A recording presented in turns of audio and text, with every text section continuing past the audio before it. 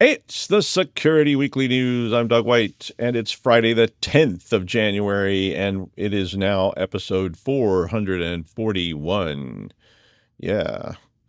Can't believe they keep letting us do this. We got bad cameras, robot dogs, Ivanti, SonicWall, Banshee, Telegram, Motorola, Aaran Leyland, and more on this edition of the Security Weekly News. This is a Security Weekly production for security professionals by security professionals. Please visit securityweekly.com/subscribe to subscribe to all the shows on our network.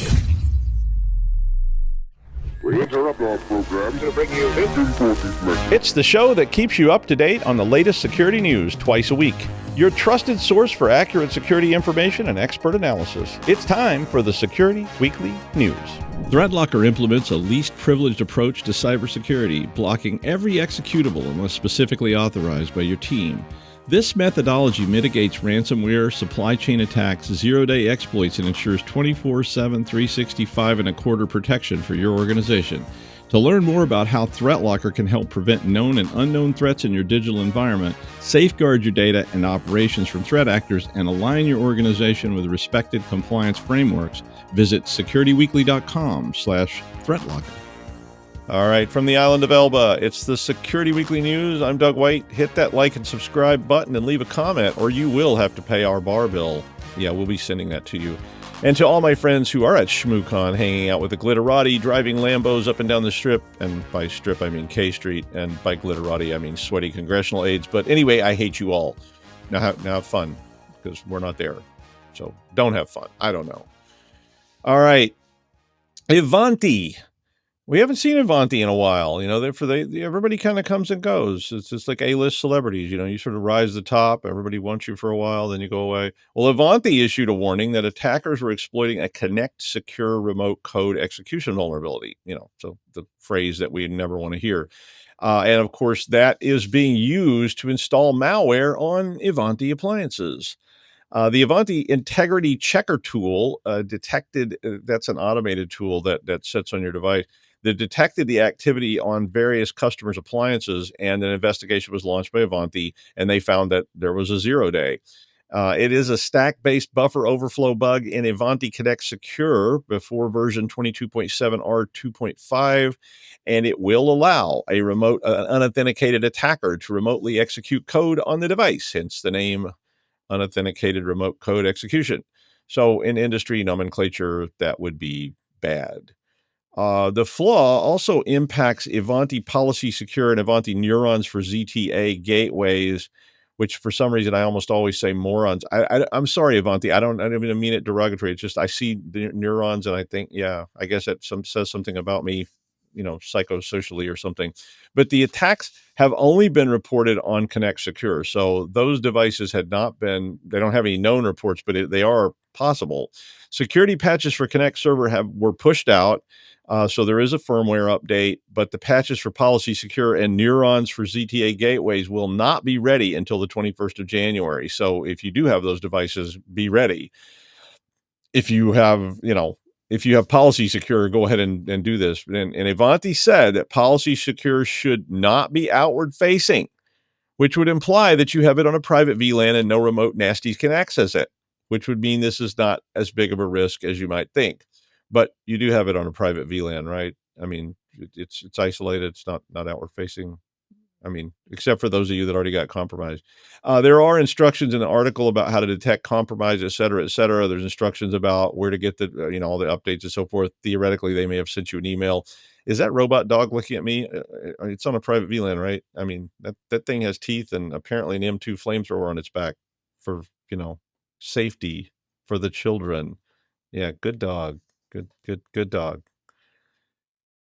I guess hardware day too. SonicWall, they've been emailing customers and urging, when the company's urging you, it usually, when they say like, we're urging you to replace that microwave, and that's maybe why the fillings in your teeth feel hot. Yeah, they're urging you to upgrade your Sonic OS firmware to patch an authentication bypass vulnerability in SSL VPN and SSH management. Of course, two things that are used pretty heavily for authentication. And they said, quote, "It is susceptible to actual exploitation." I'm not sure what that means as opposed to, I don't know, what experimental simulated exploitation. It's susceptible to actual exploitation, which would mean you probably should listen. SonicWall said they emailed everyone and that the patches were available a couple of days ago, so you should probably patch these up as well.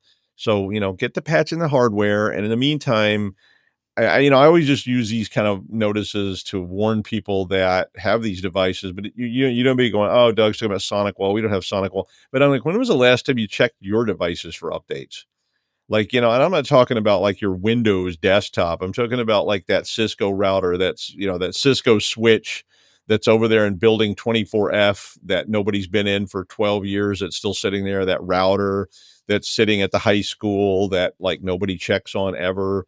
I mean, they don't always send out notifications. And sometimes when they do, you don't always read them because, that day when Cisco sent you the urgent email and said the robot dogs had decided they could actually hunt people, and you were busy with that and you didn't read the Cisco email and you had to do the whole patch test and then round all the dogs up and try to do a firmware update on them, which involved, like, yeah, can you imagine updating robot firmware when you're like, okay, come over here. No, no, no, don't, not again. Don't bite. Come over. It's just a little patch update. It'd be like going to the vet, right? It's like going to the virtual vet with your cat. Right, and they're wrapping the cat in towels, and the cat is going crazy, and they're like, "All we're gonna do, kitty, is look at your teeth." Yeah, wait till it's a robot. Yeah.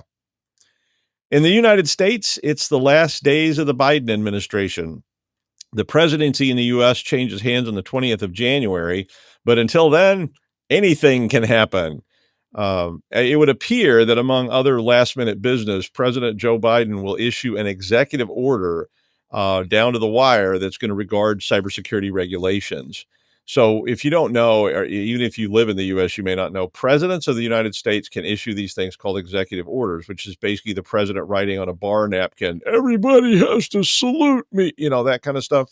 Now, the original intent of executive orders were that the president could immediately take emergency action in times of war, especially back in the good old days when, they wanted to assemble Congress and it was going to take like 6 weeks to get everybody there because, they're like, "Well, I'm on a mule train," that kind of stuff.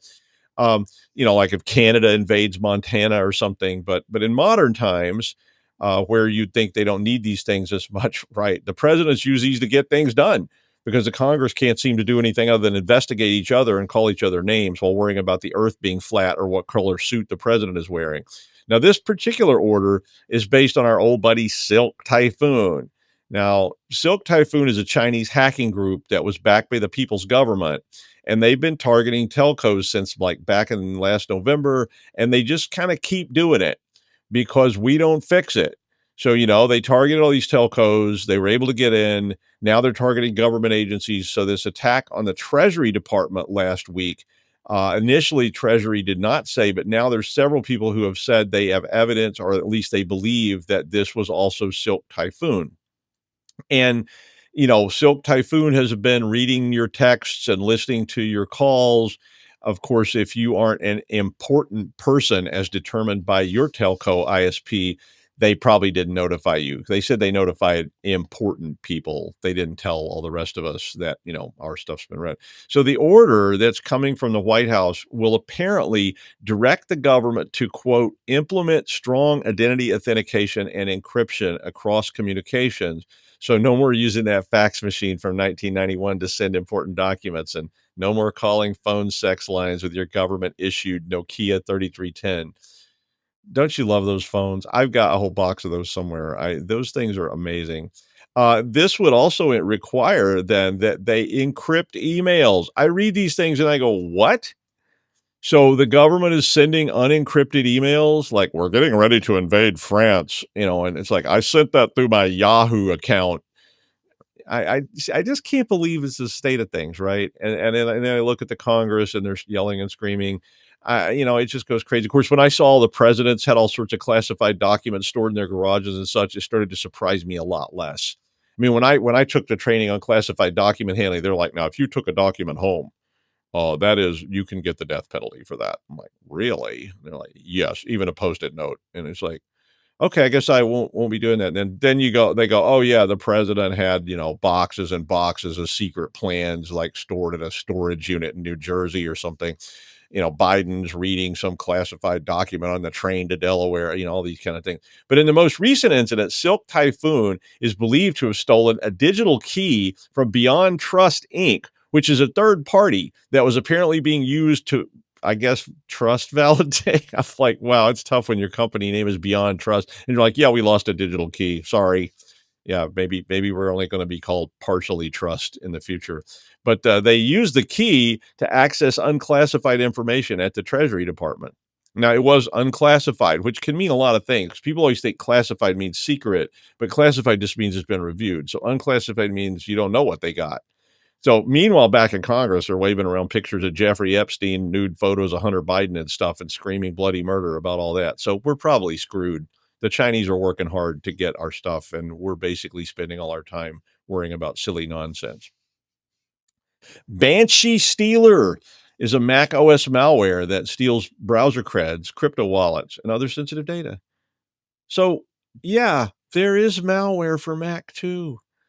I always hate that. I mean, you know me. I've been wailing and tearing out my hair trying to say that security through obscurity only works if you're just very, very, if you're just completely obscure. I mean, you have to be non-existent for security to work. You want to buy an old PDP-11 and haul it out in the woods and power it with a wood-burning generator and build a rain shield out of badger pelts and such. I mean, that might work. But then some rando walks up to your console and types "buy" while you're out hunting badgers. So don't kid yourself, Mac users. You are connected. Somebody is going to exploit you. And all the no way, man, Macs don't get hacked. Mac OS has got 100 million users worldwide, and that makes it a pretty juicy target, really. Checkpoint's been monitoring this since last September, and they said that Banshee Stealer, which had been invisible for a couple of months, had incorporated string encryption that came out of Apple's XProtect suite, and that basically allowed the antivirus to overlook it. So it was been sitting on people's machines, dumping all their creds and their crypto wallets. So you do need anti-malware. You need anti-malware in your enterprise. You need anti-malware on your endpoints, and you need good hygiene by your users. Don't let these Mac people sit around going, "Yeah, we're good, man. We're using Macs. We're cool." Right. Or you could just use RT11. There's not a lot of malware for that. I mean, I don't think, but then again, I may have written some actually to fix those kids that tried to steal that file off my account that was called CS1P1 solution. Yeah, it wasn't the solution to the computer science one problem. No, it wasn't. I was bad. I get called out on that one, but I was like, it was in my account. It was an experimental file. Yeah, why did you name it Computer Science One Solution? I was like, because I was just fiddling around. I didn't know these idiots were going to steal it. And they were like, really? Well, more than fourth, this article was strange to me. It was it was a little hard to read because it was a blog post. It was a little, all over the place. It's very interesting but more than 4,000 unique backdoors were using expired domains and abandoned infrastructure. So this was what they found. So many of, and it wasn't just like, oh, it was some guy named Sid in Trenton. It was literally like governments and academia that's just sitting there. So, these were systems sitting out there that have been compromised in the past, and they're still just sitting there. It's probably like that old Vmail server I built and left sitting in a steam tunnel about 30 years ago, and it might still be running. The thing was robust. But I mean, they found government domains that were in Bangladesh, in China, in Nigeria. They had universities in Thailand, China, South Korea, and all over the place. And all these things had been compromised with backdoors. But then the Watchtower researchers who were after this found that you could compromise the backdoors and put backdoors in the backdoors. And then that let them go in and watch what the people were using these domains for. So they would buy the domain that was expired or idle or abandoned and then backdoor the backdoors of the backdoors so they could monitor what they were doing.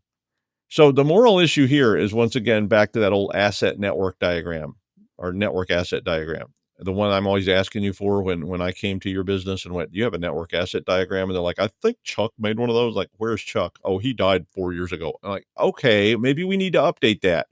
Do you know what you have? I mean, is that creepy shed in the woods on your property that has those glowing lights at night? I mean, what about that storage locker Lou had in Trinidad, Colorado that's still there and might just possibly have a mutant race of atomic superhumans in it, or probably just some old rotting blankets, but you don't know. It's never a bad time to review what domains you have, what equipment you have, what's facing the world that you aren't monitoring because it's so old or forgotten or just nobody ever went and put a sensor on it. Did some weird professor attach a VAX 11780 to the internet with a homemade NIC and leave it running down in the basement of that creepy building that was padlocked sometime in 2005? And it's just sitting in there pulsing with some kind of perverse green light from another dimension and is slowly leaking the old ones into this universe until creation collapses in a web shell? Okay, I'm gonna stop there. I got a little wound up today. I don't know. Maybe I need meds or something, but you get the idea. I mean, I could go on though if you want me to. I mean, I could go on. Yeah. Well, last summer, Pavel Durov, who is the CEO of Telegram, got arrested in France. And, the claim from France was that Telegram was enabling organized crime, among other things. I mean, they put everything under organized crime, and that Telegram was refusing to cooperate with the authorities when they requested the identity of somebody who was, say, like, I don't know, recruiting cannibals or something like that. Now, personally, um, I don't do anything really interesting, but I don't trust anyone. And the more you tell me everything is safe, private, secure, and encrypted and all this stuff, and it will never be hacked and we'll never compromise your information, the more I start to worry that probably somewhere in an old office somewhere you've got an old fax machine, you're using Telnet, you're using MS-DOS based infrastructure on your back end that nobody can see. And I mean, maybe you don't. But then your CEO gets arrested and doesn't want to spend the next 20 years eating really good cheese bread and drinking wine in a French prison. Now, I don't know a lot about French prison, but I mean, it might not be so bad, right? I mean, but maybe Mr. CEO instead decides to cut a deal and promises to respond to all valid requests for intel on a supposedly private platform, and your whole balloon animal fetish business gets revealed. I mean, Telegram has a bot that provides a number of law enforcement requests for IPs, phone numbers, all this kind of stuff from each country. And I guess this is skyrocketing. So this is certainly in no way by me to condone people doing bad, illegal things on Telegram. And I'm a huge supporter of law enforcement and and them being able to find out who these clowns are. But it is a reminder to you that even if you think something in your business or your personal life is secure, it may not always be secure. It may take the French government arresting your CEO to get that revealed, but it might happen. Now, Apple stood down the FBI a long time ago, who was demanding access to encrypted stuff. But, be careful out there. I mean, who knows what the government will decide constitutes a crime in the near future? Probably the show. Yeah, just this episode today is probably going to get me put on a list or something. I'll be replaced with the pink lady before long. Yeah, if you don't know who the pink lady is, you can look it up, but you might want to be careful. Probably not safe for work, but yeah, let's just drop that right there before it gets off the rails. Yeah. Speaking of privacy, TikTok is maybe being banned in the United States by the people who never stop screaming about free speech. Um, the law is in front of the Supreme Court of the United States, and depending on what the Supreme Court does, and who knows what they'll do these days, probably depends on who gave them the most vacation dollars. But they may rule that the law that will ban TikTok will be upheld. And a lot of countries are doing this because ByteDance, who owns TikTok, is a Chinese company. And well, apparently they're collecting data on which idiots are most susceptible to ridiculous trends like dry scooping diets and such like that. Not to mention stunts like seeing how much ghost pepper dust you can put in your eyes or whatever the latest TikTok fad is. I mean, I get it, right? The Chinese love having a way to both send propaganda and collect intel on people in countries that otherwise would not allow this to go on. And the US government wants to make sure all the propaganda is on their end. But I'm always opposed to banning things because I just don't think it works. And I've talked about it on the show many times before. But this one could be a problem if it wasn't just going to result in a new app that the Chinese own that does the exact same thing. And then we ban that. And then there's that new app. And then Augustus de Morgan appears in a puff of smoke.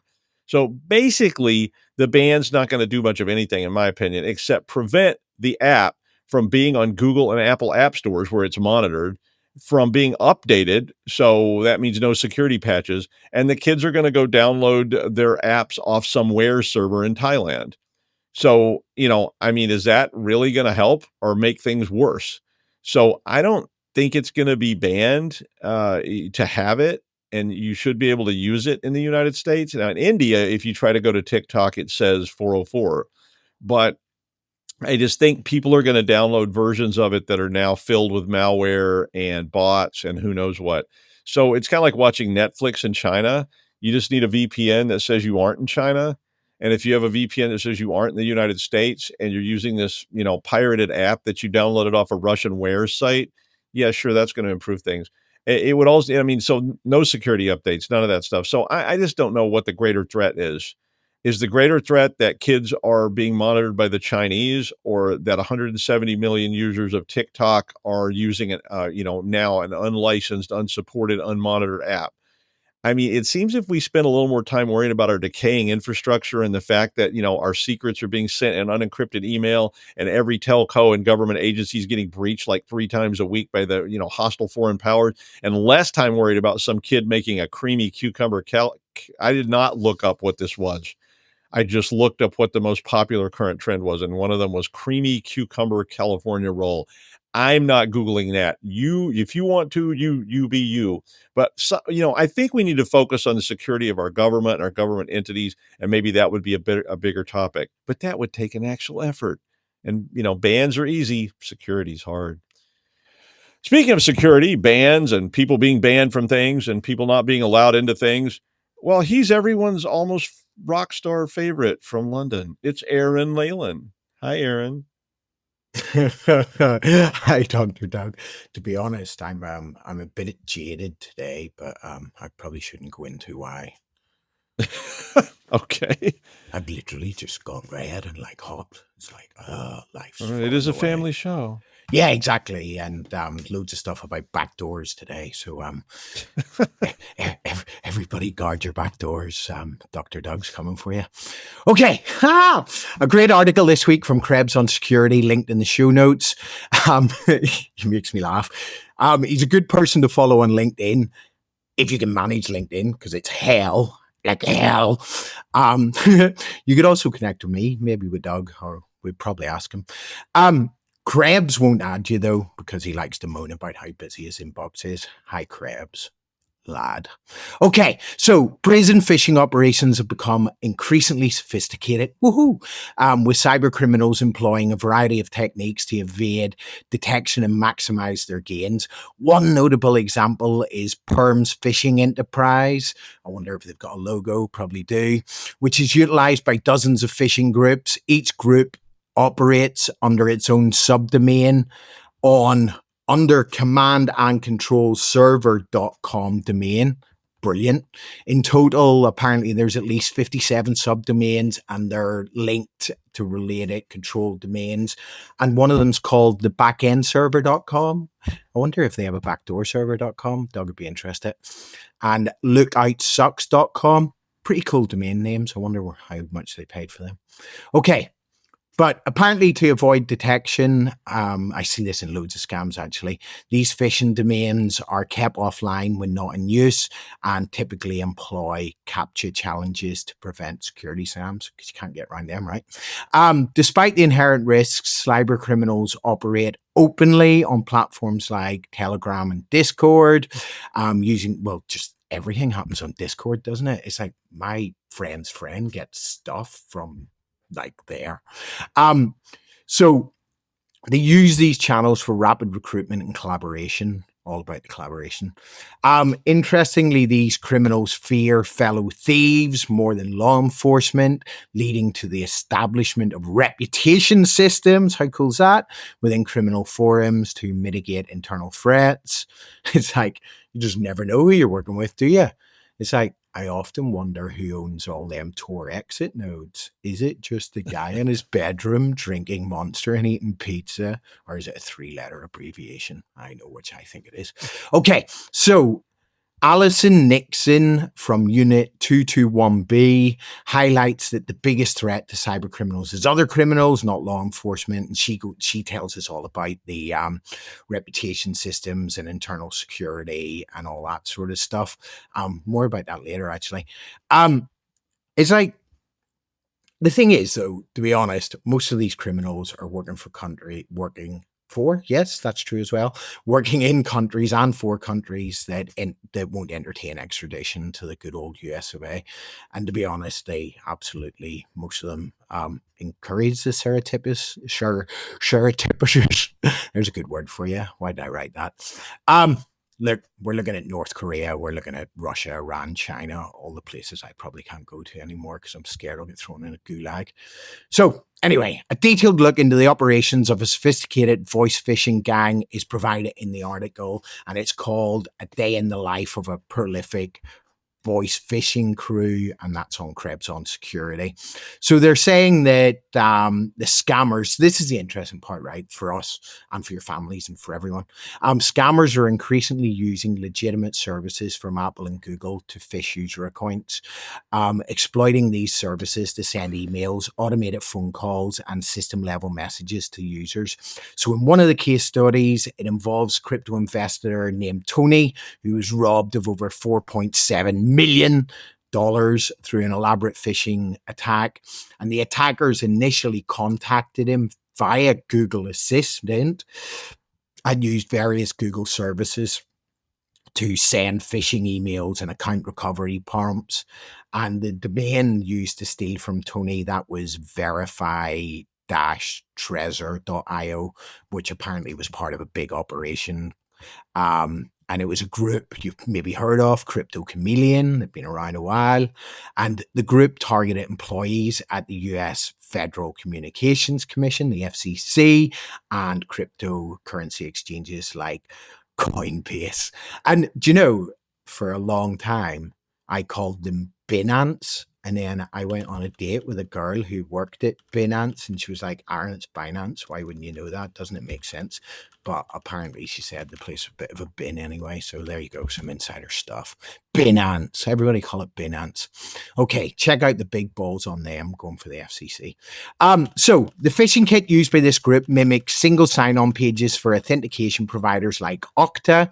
The kit is operated by cyber criminal known as Perm or Annie. Wonder if she have curly hair, shred. I don't know. Annie, get your gun. Doug does the music references, not me. So, and they're the administrator of the Star Fraud community on Telegram. Join that. But bits that they went on about internal conflicts within the phishing group are highlighted. Between Perm and another cyber criminal known as Stottle. And then Stottle went flipped out, and Stottle shared detailed videos and tutorials revealing how the phishing panels operate and the division of the spoils and how each robbery is divided, and just like offloaded it all onto the internet. And I think that's where the Krebs gang found it. But what it does say, though, and what the really interesting stuff is, they're so highly organized and really collaborative. And as I said, like as Miss Nixon said earlier, watch your friends and fellow criminals because they'll throw you under a bus. Like 3-letter abbreviation walks up to you and goes, hey, dude, do you want 20 years breaking rocks or spill the good news on all your mates? Most people would spill, right? Okay, so the process of the phishing scam is quite interesting, actually. So the attackers pepper the target's Apple device with password reset notifications. And then in this one, this scammer called Michael Keane then spoofed Apple's phone number and called the target claiming to be from Apple's account recovery team. So like this dude's literally on there going, oh, is this a number from Apple? And it's like, yeah. And he's like, oh, well, it must be true then.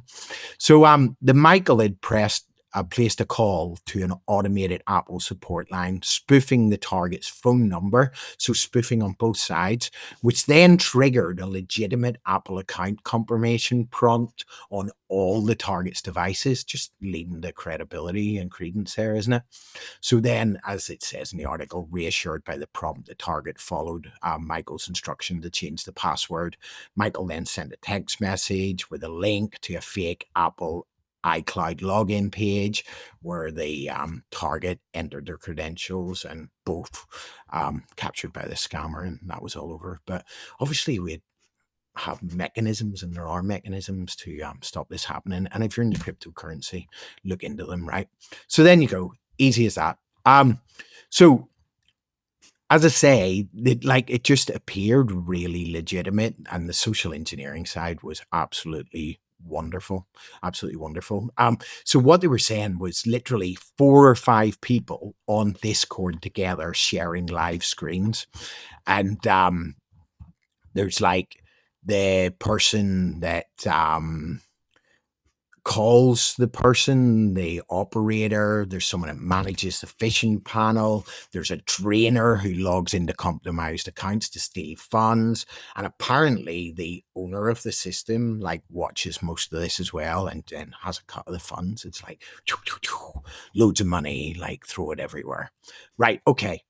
As always, all sides of the story when we can. Apple has responded by stating there was no breach of their services and emphasized that they will never ask for passwords or two-factor authentication codes.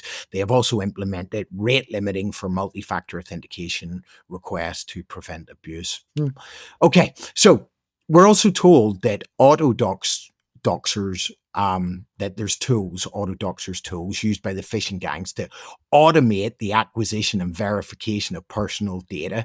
Get over to the article, like the stuff that they're really able to automate the collection of, social security number, dates of birth, addresses, employers, family members, ensure that the email addresses on target lists have active, like they literally can check that the email address on target lists have active accounts on cryptocurrency exchanges like Coinbase. I will say from reading into this, if you've ever been in a cryptocurrency exchange type data breach, you need to be really careful for this, because they're literally go on to that and they're looking for you and they're looking for your wallets and they're looking for things to say that you're still doing cryptocurrency, and they'll be after you and to be honest, they're just targeting people to maximize the profits. It's that professional. Okay, there's also, who knows who Mark Cuban is? Billionaire Mark Cuban. He fell for a voice phishing attack scam in June 2024. Luckily, only lost about 43,000. And I remember from the article, that was because he had actually taken stuff out of wallets and put it on the major crypto exchanges, which normally they don't recommend, but it was the stuff that he had left on the other wallets that wasn't in the crypto exchanges that got stolen. But they spoofed a phone number and tricked him into providing a verification code. And apparently he was going to, is he Dragon's Den or something? He was going to do Dragon's Den or something. And he was just like, oh yeah, the code that popped up's this. And then $43,000 later. Look, if you're playing with shit coins, you probably deserve to. No, you don't. Of course you don't. I don't mean that, but you will be targeted. Okay. It states in the article that voice phishing communities on Telegram, the cyber criminals are obsessed with their crypto holdings, and they have to provide proof of funds, and there's loads of fake videos and crypto holdings, and it obviously gives you credence the more you have, but it just goes into, and this is pretty cool, like loads of betrayals, which they call snaking, where they steal money for each other. And but actually read into the bit that Alison goes on about is the psychological self-selection phenomenon. There you go. That is something to research. So these are not the people that you want to be godparents to your kids unless they buy great presents. Of course, buy me all the presents. Okay, back to the man who I wish was my godfather. And to be honest, my father, if the years worked, because he's like not that much older than me, Dr. Doug on an island that he bought in the crypto bull run of 1985. Thanks for listening. Peace out. Don't even start. Lou and I were going to buy $1,500 worth of Bitcoins in like 2003. Yeah, I figured it up the other day. It would be like $9 million or so. It was just like crazy amount of money. Yeah. That podcast, Security Now, is it? What do you call the one? Do you remember the one where the guy sells the software that if your hard drive's getting corrupted, that he whatever you do, ones and zeros. But anyway, I remember like about 5-6 years ago, he was going on about like when it first came out, overnight he mined 40 Bitcoins, and he kind of sort of knew where they were, but wasn't that bothered and was just holding on to them. But yeah, only 40 at whatever the current Only price 40 is. Bitcoins, yeah. Well, yeah, because obviously on Security Now, he's getting paid the big bucks while we're just here getting sort of 6-7 figures a show, right? Yeah, I think that's what I'm getting. Yeah, it's like, yeah. Thanks, I mean, man. I know we have to pay you, but you know, all right. Thank you, Aaron. Automated license plate readers are pretty common. Now, I mean, I don't know about you. May be too young to have had to stop at the toll booth on the Hudson Bridge and put these tokens they used to sell, and there was like a little thing, and you could get good at throwing them and try to get them in there. Of course, I would always miss, and it would bounce off and go rolling down the highway. Yeah, that kind of thing. I mean, I think I still got a roll of those tokens somewhere I could probably find. But I mean, everybody's been moving away from this, right? So we moved into the era of Easy Pass or Fast Pass or whatever you had, where you put the little box on on the front windshield of your car, and there was a sensor that read it, and then you got tolls charged to your credit card, so you didn't have to go through that lane that all the people are in that says Easy Pass only, and they're up there going, I didn't see it. It was only on the signs for 5 miles. But anyway, we've moved into the realm now of automated license scanners. And I still have an Easy Pass, but if it doesn't read, they just use the license plate scanner. And I think they scan your license plate anyway to see if you got a legal Easy Pass or any of those kind of things. Well, while everybody's out worrying about TikTok, apparently these new scanners they're putting up are leaking data like a sieve. The Motorola ALPR system, which is supposed to only be accessible to law enforcement, have apparently been leaking data, according to Matt Brown in a series of YouTube videos who reversed engineered an ALPR camera. They bought it on eBay. So, ban YouTube, ban cameras. Think of the children. But anyway, the cameras are broadcasting live footage over the internet if you can find them. And so basically you can connect to these cameras because they probably weren't designed to be used this way. And these streams include photos of license plates, logs of cars going through, live feeds from that area. And basically it has no authentication to access because guess what? They were misconfigured.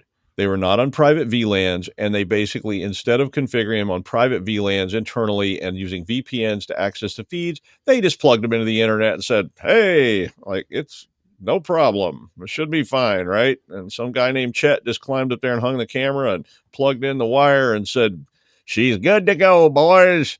I mean, basically the way this they got this info was they would hit the camera, they would just scan for it, get a 404 error page, and it had the IP addresses, and then they could use the IP addresses to figure out which ports to connect to. Very 2005. I mean, I remember doing this to security cameras on a university campus. Like they had all these cameras, and if you could figure out the IPs, and there were just so many IPs, right? Use a little quick Nmap scan, find the IPs, find the port, and then boom, you could connect to this stuff. I mean, I really wish we could spend more time on this infrastructure stuff. I mean, but instead we spend stuff like, didn't a cousin of that politician I don't like do something I didn't like? And then like, we're going to have 6 months of congressional hearings about it because, securing the infrastructure would be complicated and cost money. And nerds. Yeah. In fact, I just saw while I was listening to Aaron that CISA released a new guide at noon. So if you're interested in CISA guides, they just did release a new one about program goals. So that may be something worth taking a look at. I will next be live at the Millennium Alliance event in Dallas, Texas on the 28th and 29th of January. I'll also be at the ECCWS event in Kaiserslautern, Germany this summer. So if you're interested, they still have an open call, I think, until the 25th. If you want to go to that conference in Germany, it should be nice. But that is the news. Thank you, Aaron. And I will see you next time on the Security Weekly News.